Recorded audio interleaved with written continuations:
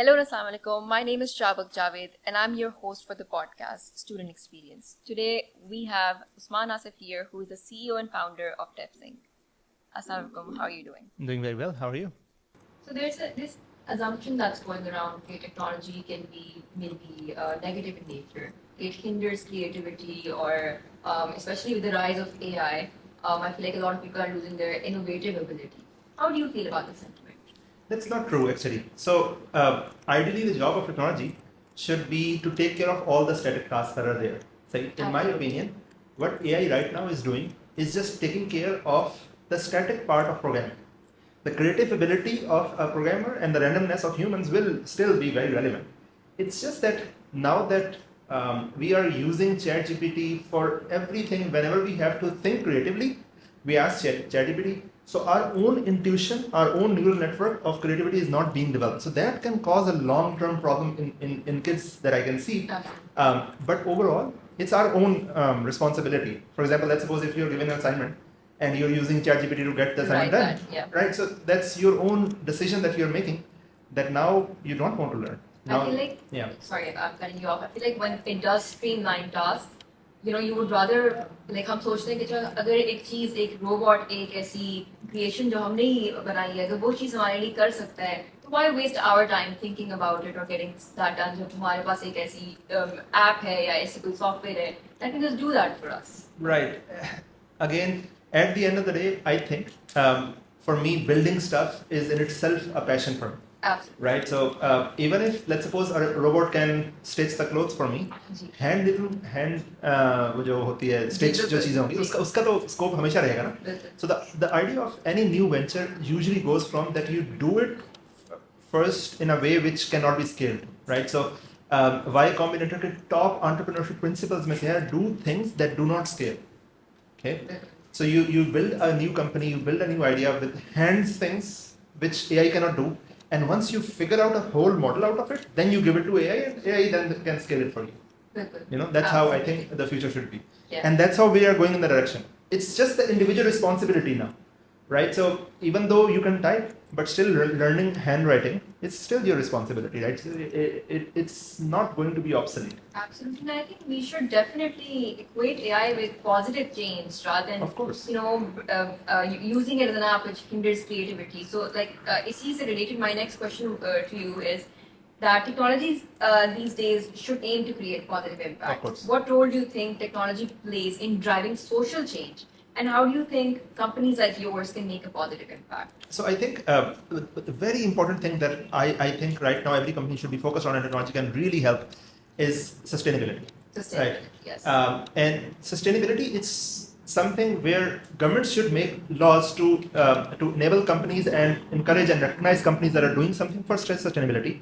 And when it comes to sustainability, unless we track how much a company is doing or contributing, you cannot really recognize or award something. The thing that you cannot track. So technology can really help you there. Okay. Yeah. So I personally think that it's a good thing that we are moving towards an era where your data now can be online, transparency can be more there, elections for them or whatever. Yeah. Right. So theoretically there can be more transparency, less paperwork, right? Yeah. So more robust and more scalable. And I think it's also like environmentally, you could say that we're not reliant on paperwork.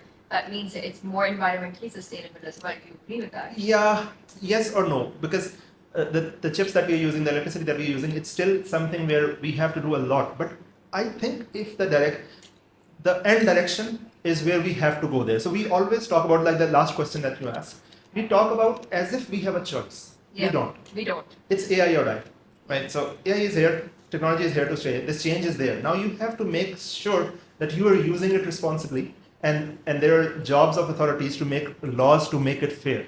But it's a reality. It's not a choice. At this point in time, with so much competition all around us, especially again tech-based specific what's the best advice that you can give to young entrepreneurs who are just now diving into this very, I would say, saturated industry? It's a very beautiful world that we live in.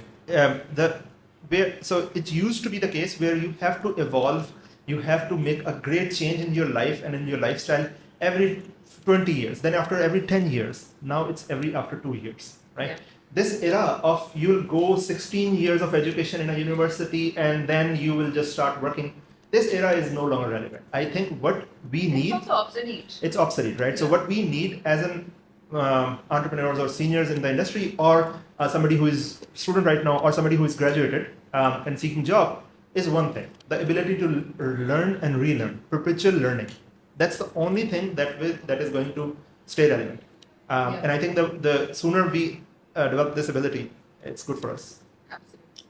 If you had to go with one aspect that could really make or break somebody's career, because with somebody जिनके पास इतना expertise और इतना experience हो like you have, इस aspect में से आप क्या choose करेंगे? Would it be education or experience, and why? Why would you choose that?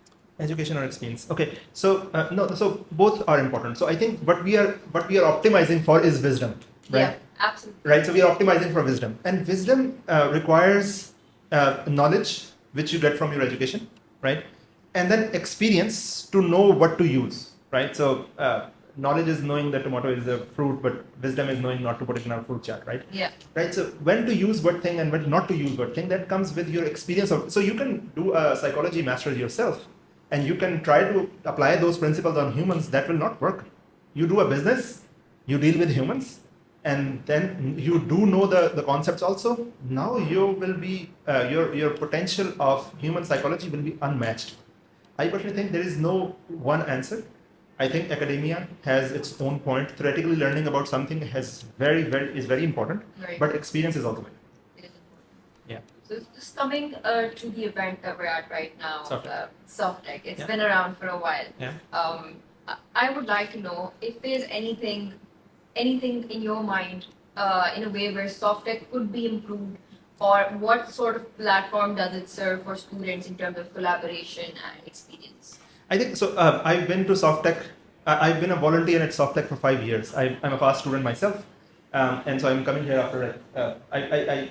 I was a student 20 years ago, right? So Yeah. I've seen Softec growing. I think the thing that can really help, and it used to be the case, where we used to have international students coming in, right? I think it is coming now, but since with the situation It's slowed down a bit. it's slowed down a bit, right? So with the funding situation in universities, with the visa situation, the security situation, there were many different situations, right? So I think there should be a place.